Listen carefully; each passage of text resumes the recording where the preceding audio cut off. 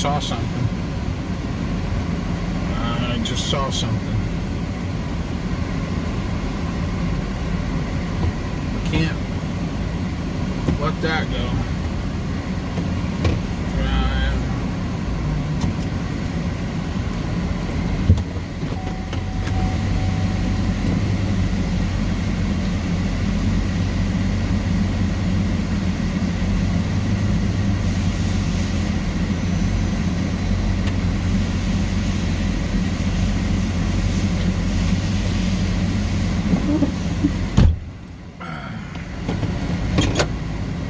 I'll tell you what happens there.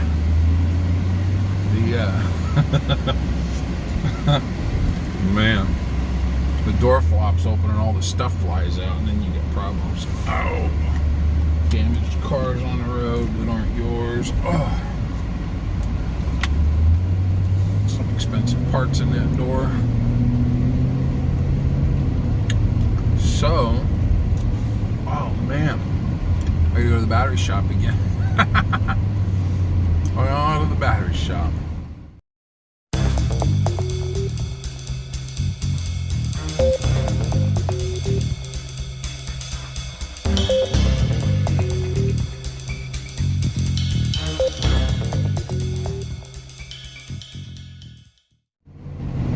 So day 14, and I didn't even have to drop out of a bus with a parachute or a glider, none of that junk. I think a big umbrella is more my speed than a pipe. Bully! Jolly good job, chaps. Day 14.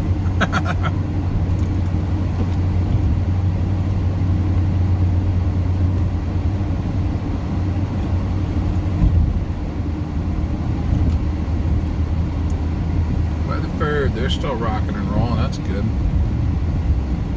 So,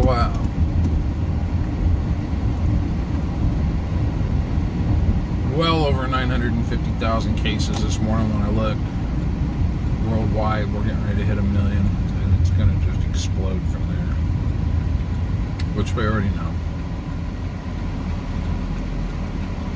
Thankfully, it looks like the KIA rate on this thing is a little closer to 1 to 2% than 3 to 4%, so that's good. I mean, it's bad because people are still dying. It's a lot worse than the 0.01% that the flu gives you.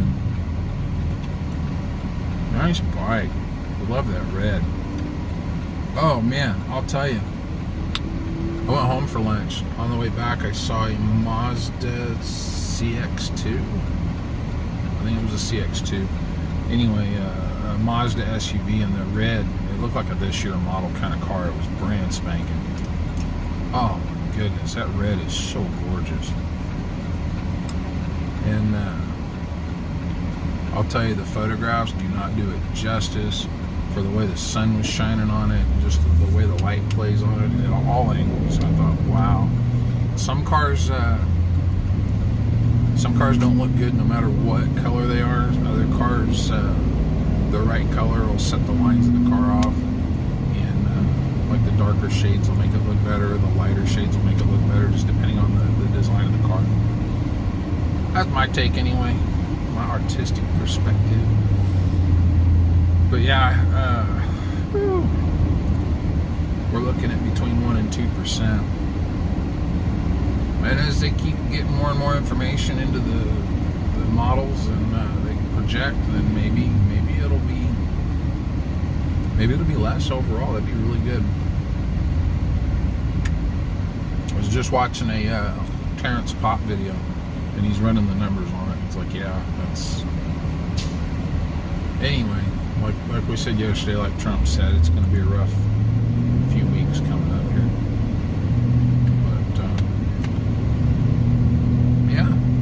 Not much going on. You can see there's plenty of traffic going on. People are starting to come out a little more.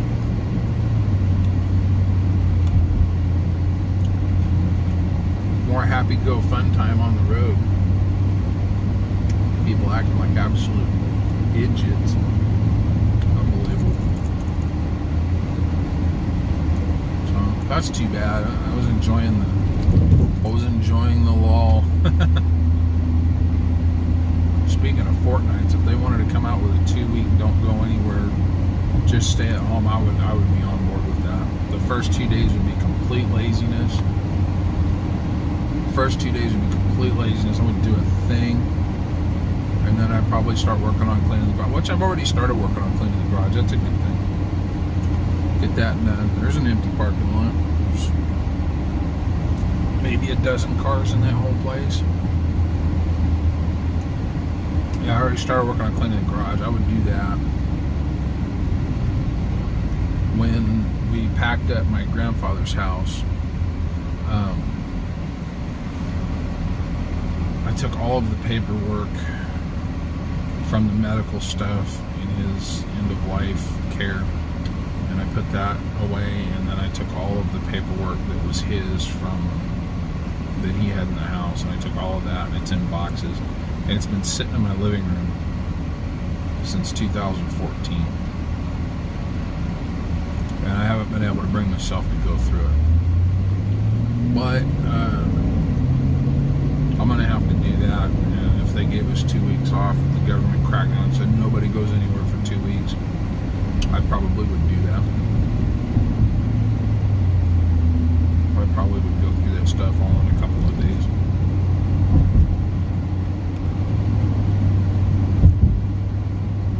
Yeah. I need to go through that stuff anyways. Separate all the necessary medical paperwork from all I kept everything. I have proof of it all the way through, step by step. They can't, we lost the papers. They can't do that because I got copies, and I made them give me copies of everything. So, but I'm sure some of that's not necessary. I mean, I kept my handwritten notes, everything. Well, yeah, I probably will keep that stuff, all of it, but I can condense it down and get it into one box. I would get that and then put it in one of the fireproof safes. But all of his paperwork and stuff, none of that's necessary anymore. I don't need to have that this long past. Nobody's gonna come. Yeah, okay, whatever. We paid off all his bills. We took care of everything. We did it all correctly. We did it right. So anyway, I want to ask you guys to do something, and this might go against your nature, but I'm going to kind of roll with this. I'm talking about when we had to deal with losing Grandpa, and some of you might not be familiar with the story of it, but that was my friend. That was my best friend, my grandfather, and we did a lot of stuff together over the years, and I always promised him I'd be there, and I was, and we did, and Trev was there too, and that was really hard for both of us to do, but we did it. Anyway, I have always been somebody, I was an extreme introvert. I had a hard time talking to people, and I started in my mid to late 20s, spending more time with Grandpa, and Grandpa was the most gregarious person you ever met. He would go talk, he'd talk to a perfect, we're sitting here right now, he'd roll the window down and start talking to this guy next to him just because the train took too long, he was bored, he wanted to talk to somebody, and he'd tell them his life story and ask them theirs and all that stuff, and I spent a lot of time with him, and I learned how to talk to people and put them at ease and make them feel good about the conversation. I learned all that stuff watching him, and I never could do that, and it's not natural to me, and I don't know how natural it is to anybody. Well, it was natural to him, but talking to you on this camera, talking to you face to face even, is not a natural act for me. It's something I had to learn how to do. And I'm going to turn this off.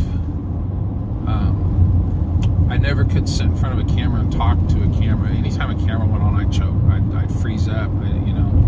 We had to do our final one year. We had to play part of a piece that we were playing for band. And, I'm sitting there with my trombone, and I played it. She's like, "Oh, cool, you're good. You played it, yeah." I'm like, yeah, I didn't even need to open the book. She's like, "I want to hear this," and okay, and I played it. She's like, "Well, it's in the middle of this song. How'd you know what part?" I just know. I memorized all of it, you know. Anyway, yeah. She turned the camera on, and I can't do it. I can't do it with the camera. I just can't do it.